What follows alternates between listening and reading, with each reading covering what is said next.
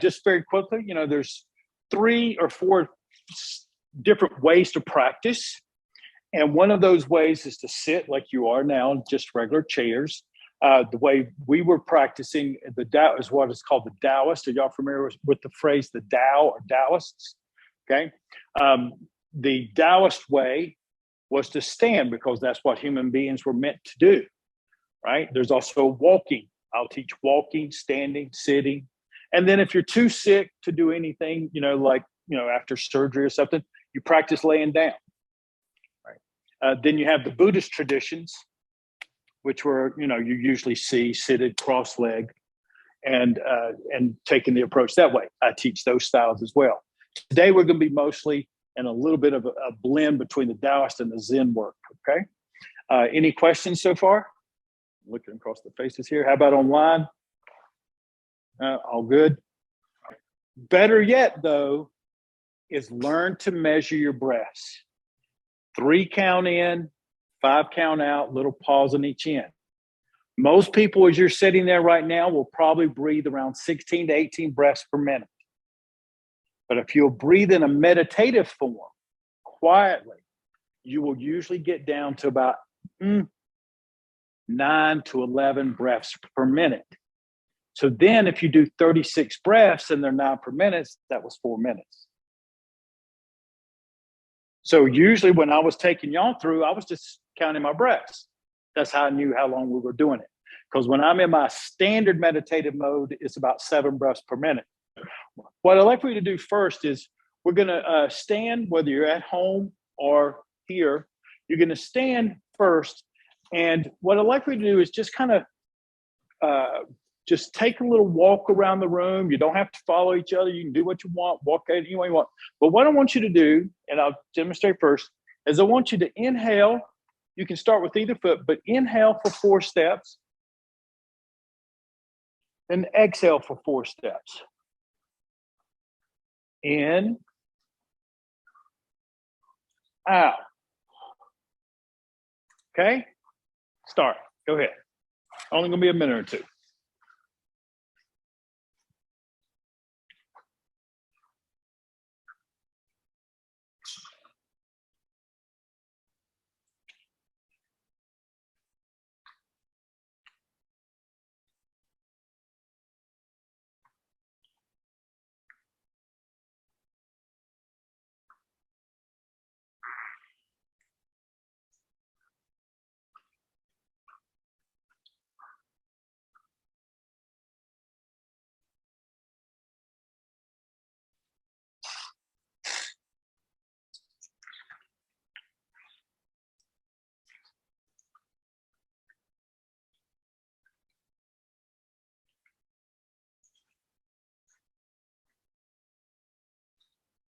Okay. And start migrating back toward your area that you started with.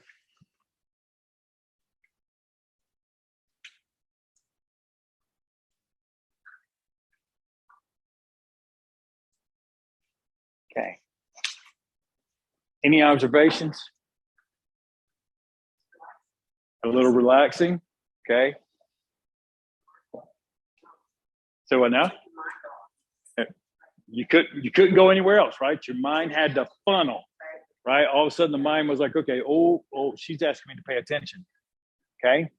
And as simple as it is, just walking and breathing, things that you do almost all day, putting the 2 together changed it. Okay. We call that a tether. Now your breath is tethered to your ambulation toward your stepping. I'd encourage you, practice that all the time. Like if you're going from the parking lot, or something like that, it's a great way to get your mind to settle down rather than being where you're not. Okay. Because usually by the time you're walking out of a building, your mind's already thinking about being at the bank. All right. So the next thing we're going to do is we're going to get into some of the meditational pieces. We're going to stand some. And this is in Chinese called Jam Zhong. And it means stand like a mountain or stand like a post. Now, if you get fatigued, which you probably will, in some place or area, right? There's not a right nor wrong to it. For some people, their calves and legs start to, complain, right? Others, the shoulders will complain. It all depends. But the idea is that wherever you tend to carry your hidden tensions, when it starts to show up, I'll give you a resting place to go to. And then when you're ready, you can jump back in. If it becomes too much, where you feel like you're nauseous or dizzy or things like that, then just have a seat until you feel like you can stand back up. Now, one of the things in Chinese martial arts, meditation isn't passive, right? Where you just sit down. It's exercise. So when I mean that, I mean, literally, we will generally, when I'm working with a martial student, a lot of times I will judge the intensity of their training based on their heart rate. How many beats above rest do they go up during their meditation? Because the postures will change it. So in that sense, it's kind of like a yoga, except it's a little bit more painful sometimes. For me, it was anyway. So anyway, we're going to have a little bit of work. And the first start is to spread your feet out just about shoulder width. Okay. And check that your toes are forward if possible. Okay. And I mean if possible, because most people, when they walk around, they have developed a gait or a posture. And sometimes they're like this. Sometimes one's like this, right? In the beginning, start straight. Because once your mind relaxes like it was when you were walking and it starts to tether onto something that I give you, the body will go, oh, look, she's not looking. And it will move itself to where it's used to being. So periodically, you'll have to go back and check and go, how did you move? Right? Because your body will work behind the scenes just like a kid's trying to get into the cookie jar when they know you're not looking. All right. So hands are by the sides. And to start with, all we're going to do is just let the fingertips rise just enough so that the middle finger touches just below your hip. If you feel your hip here, you'll feel that little dimple, that little dent, right? Right at the bottom of that, take the middle finger and lightly touch the outside, touch the bottom of that. When you do that, notice how your arms are flared out a little bit. Okay. Then close the eyes.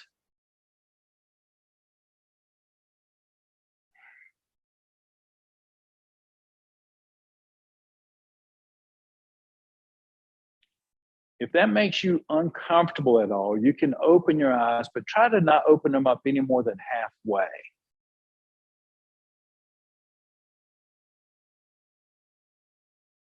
I'd like for you to breathe in and rock back toward your heels. Then exhale and rock to the balls of your feet. Let's do that 9 times.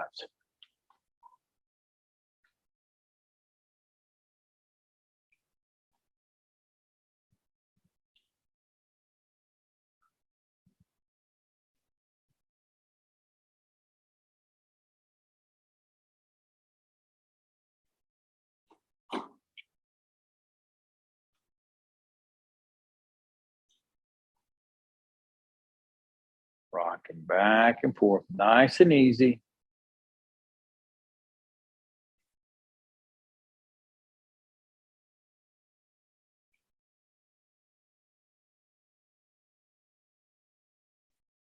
Two more times.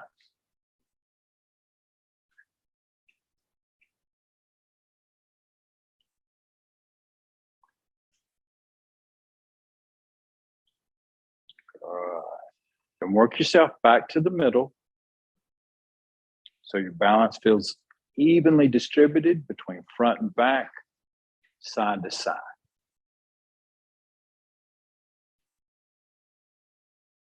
Let your hands just float to just in front of your lower abdomen. The fingertips are open.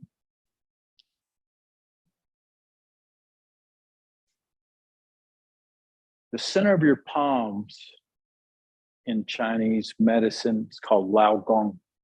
Center of the palms. They're very sensitive.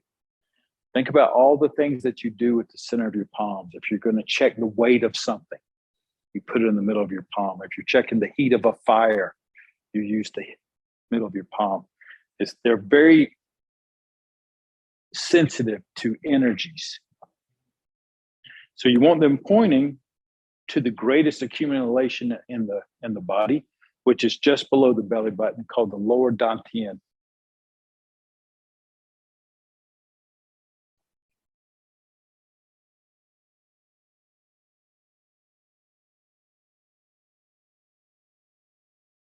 You're going to bend your knee just a notch, just a notch, nothing big, just enough so you feel like there's a little flex in your legs.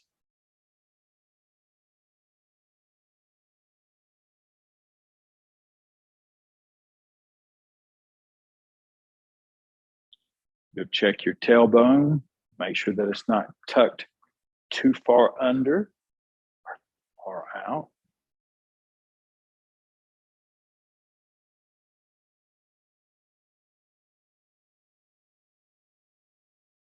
Stack up your spine nice and tall. Not necessarily straight. Just imagine that it's tall.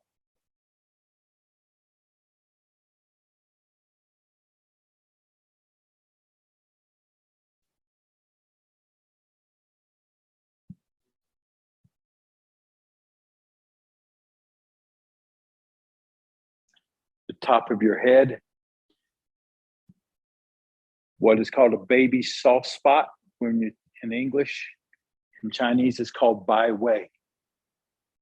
It means the convergence of 1,000 places. It's basically the last thing that hardens and forms in a child.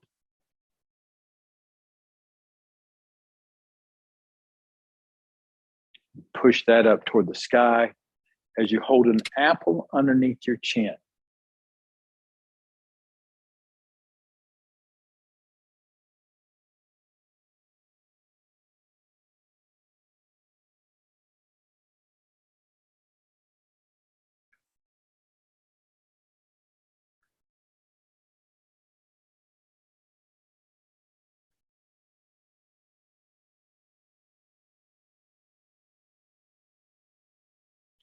This is our resting posture. Chinese posture is called Wu Ji.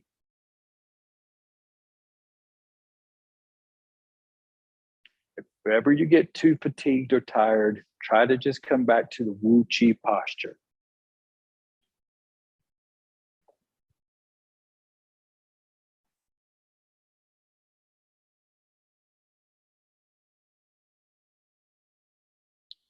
We're going to stay here for a few moments. And I'd like for you to imagine as if you're standing on a raft, gently floating along the sea or a lake, whatever you're comfortable with.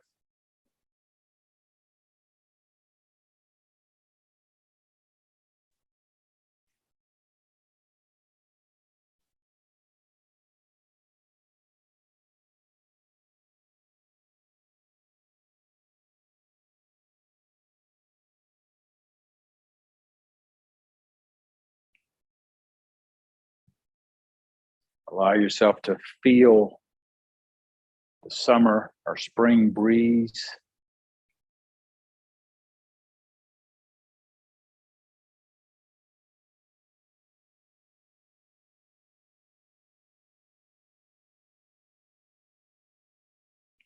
The sunshine.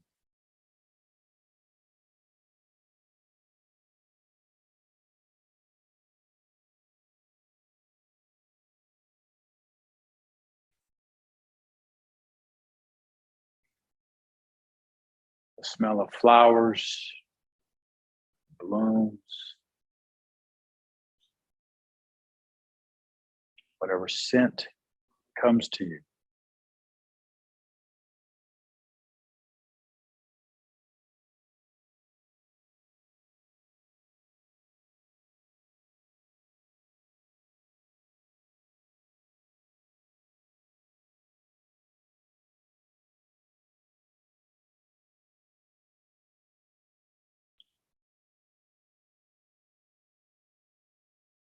As you continue to float, I'd like for you to have a little energetic ebb and flow. So as you breathe in, the ebb and flow will move I like to feel as if I'm rising as I inhale. And then gently descending as I exhale.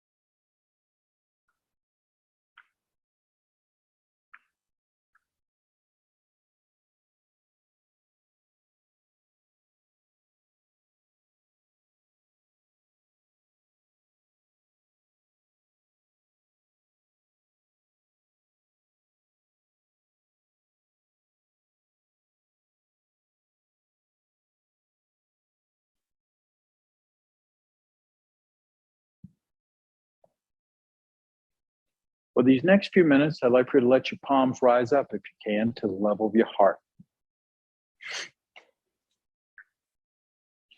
They're going to feel round, okay?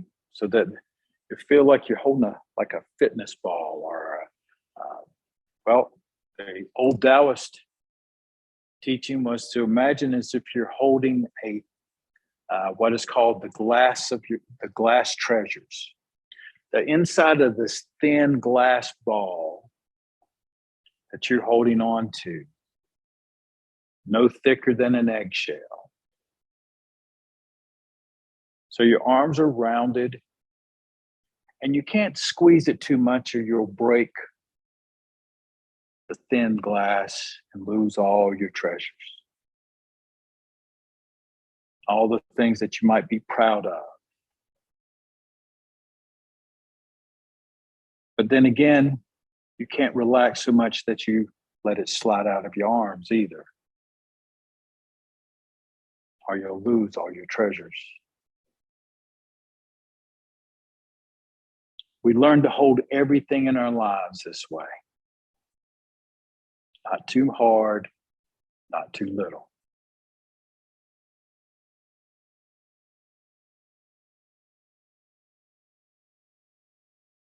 At any time, if your legs begin to bark at you or your hips, it's okay to sway to a side or side. Just do it gently. Okay. You may see me twirl my knee because I've just literally been able to walk again without the help of a cane. So I'm very grateful to be able to just stand here in front of you.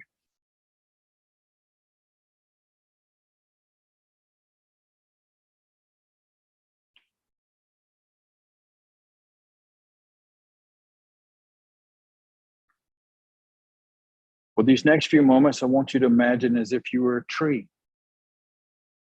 standing on the mountain. Your legs sunk into the earth.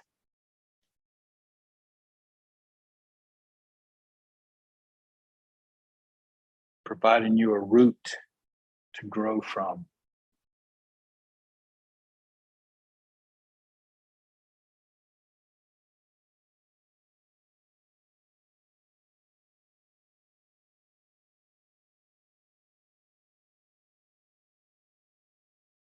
From your hips up to your shoulders, your torso, like the trunk of that tree. Strong, but yet flexible enough that it can give.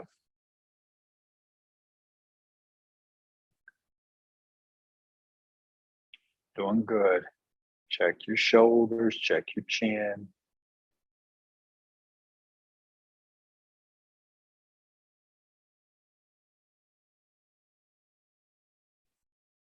Your arms like the branches, extending off of the trunk, giving you a sense of expression. And for the tree, it'll hold those branches for hundreds of years. We just want to hold them for a few minutes.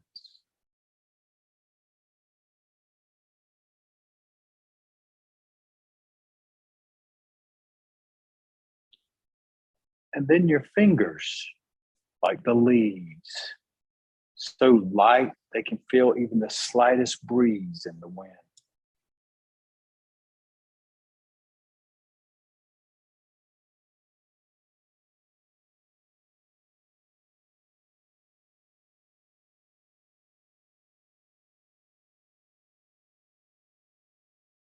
Hundreds of years ago, there was an old story where they said that the Chinese doctors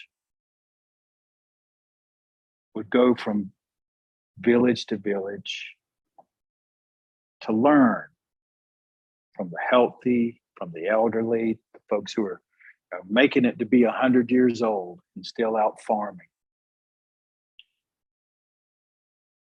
And when they completed their observations, they wrote down that as they journeyed, it was easy to find a 1,000-year-old tree on mountain to mountain. But it was really difficult to find a 100-year-old man in village to village.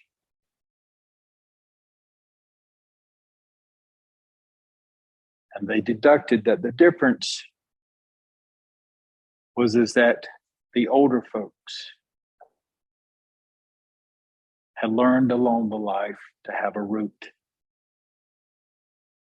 to have stability in their life, to aspire to the heavens, and to be comfortable on the ground.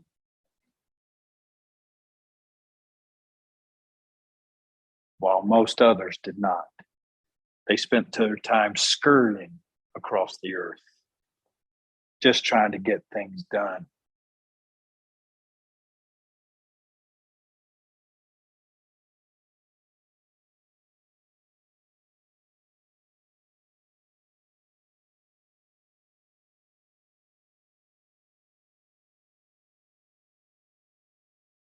Like for you to take in a breath. As you exhale for these next few moments, just let your palms slide down to your side, palms toward the Laogang, toward the earth. I know that feels pretty good when you bring those arms down a little bit. Check your balance again.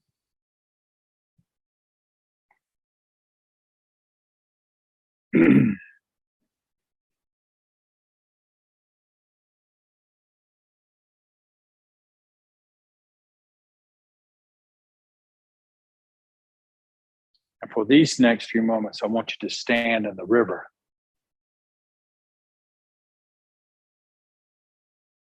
Facing downstream.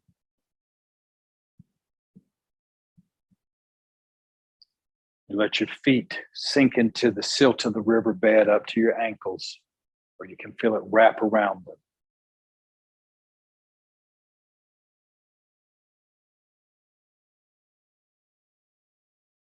The current wraps around your thighs and your legs and around your rear end.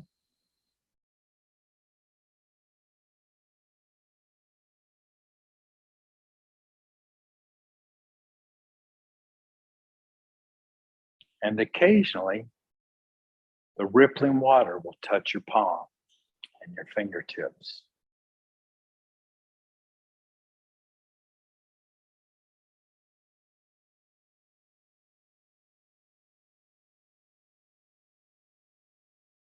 But you don't move. You stay quiet and still so that you don't scare away the deer and the rabbit and all the other creatures that come there to drink and to bathe. For these next few minutes, you're just part of the environment.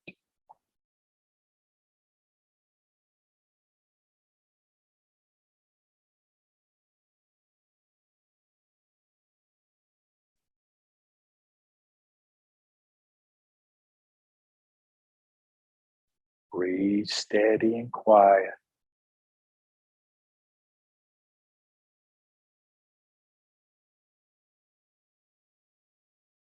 If your body absolutely has to move, you move it so gently that the deer wouldn't notice.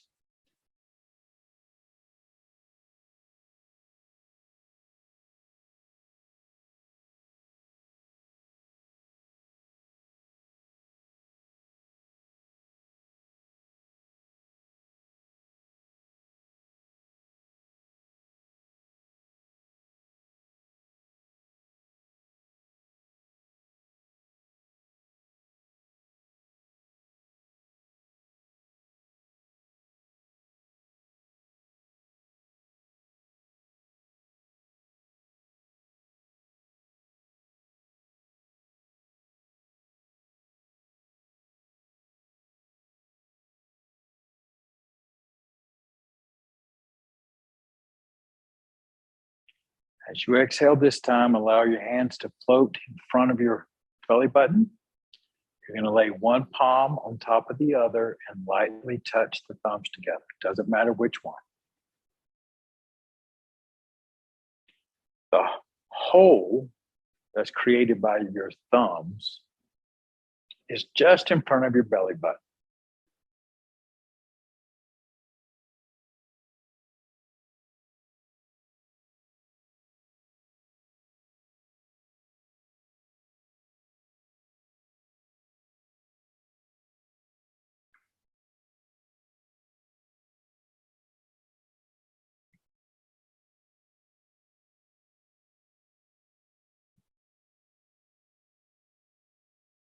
Now we'll begin the rain exercise.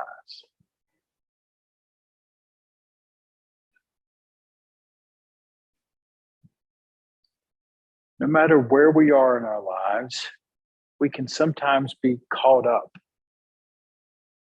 into the past that's already gone, the chains and the weight, the scars,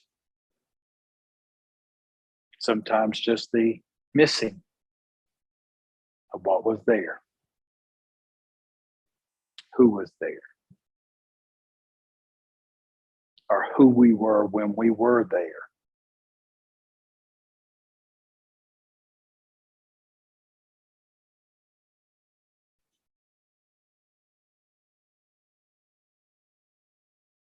Other times we're caught up into the future that hasn't happened yet.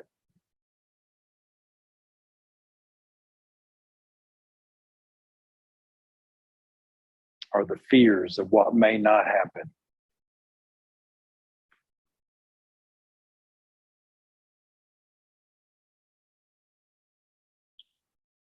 These are normal.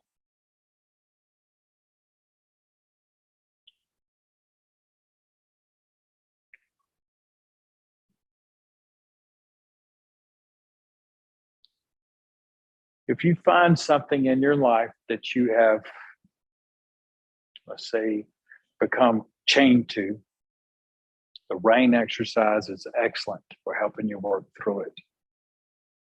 The first part, rain, is for you to recognize where you are.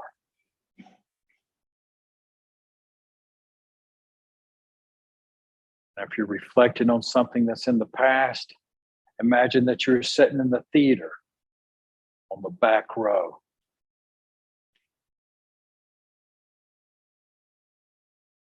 And you were just watching it play as if you were watching a TV show.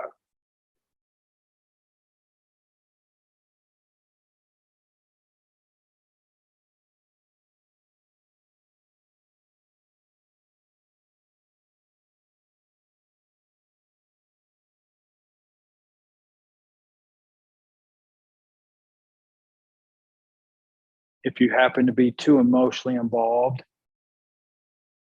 in the scene that you're watching, then change the characters. I say people used to like to tell you that, turn it into a Bugs Bunny, Daffy Duck, and put different characters in the scene so that you could detach emotionally from it.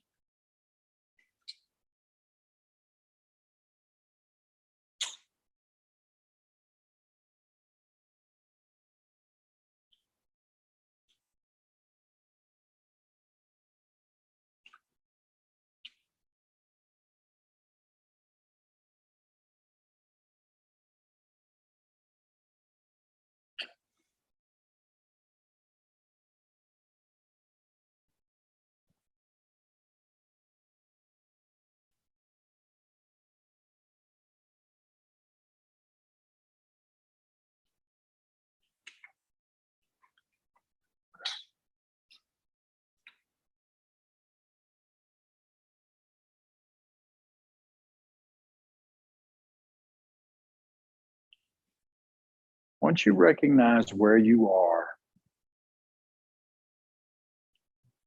or perhaps what you're involved in, mentally or emotionally, accept the situation, the A, accept it for what it is, a moment in time.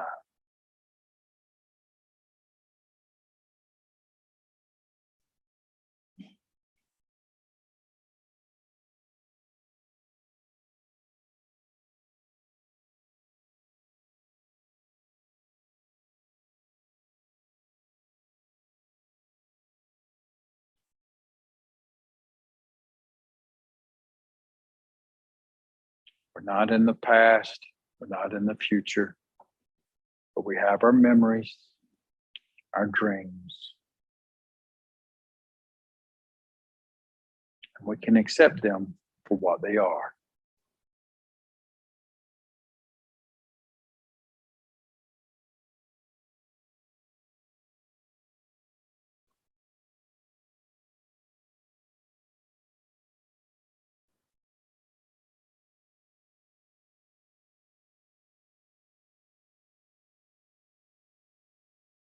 When possible, or if necessary, you go to the I, investigate. But it's important to remember that you investigate with caring and nurturing.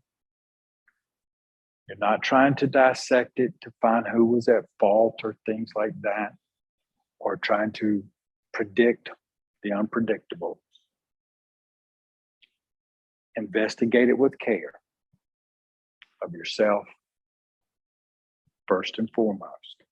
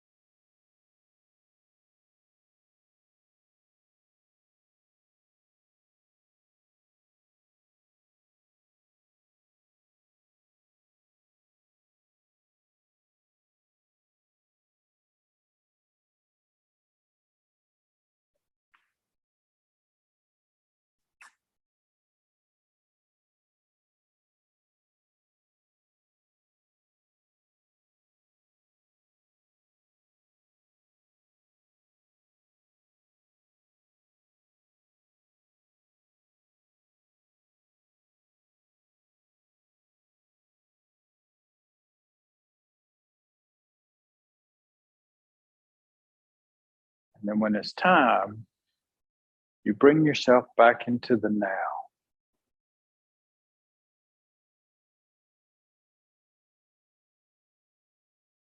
Just like it was when you were walking and breathing at the same time. You had to be here, standing or sitting.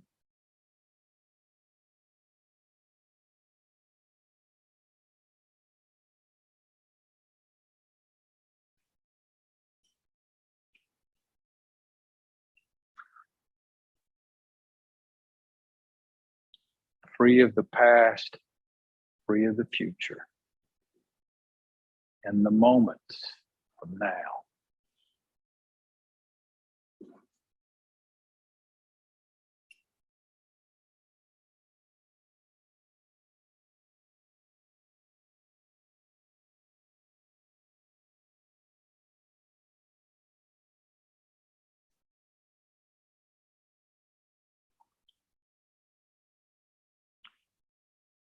As you exhale this time, allow the fingertips to come together and just let them fold up to your heart.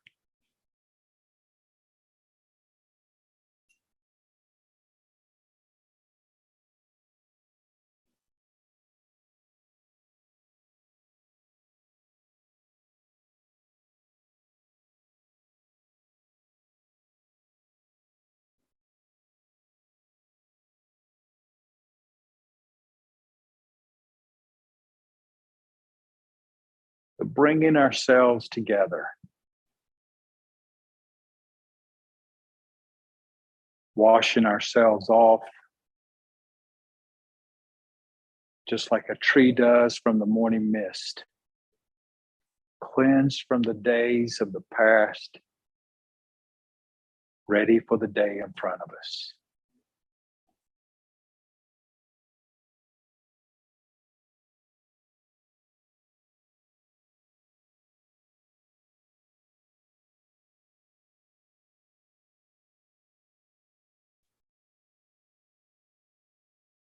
The calmness in your heart, the gentleness of your thoughts, and the cradle of your breath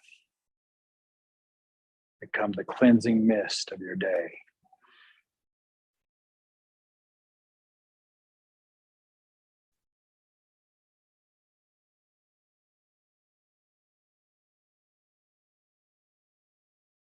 I'd like for you to take in a breath now, deep into the abdomen.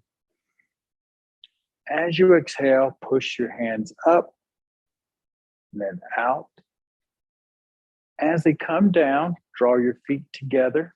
Take your thumb, wrap it up in your palm toward the Laogong. Fold them up.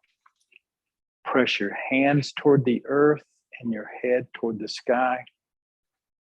It's called bottling the chi. Okay. Anyway, thank you all. Thank you online. Thank you, Sifu. Love you, Bob.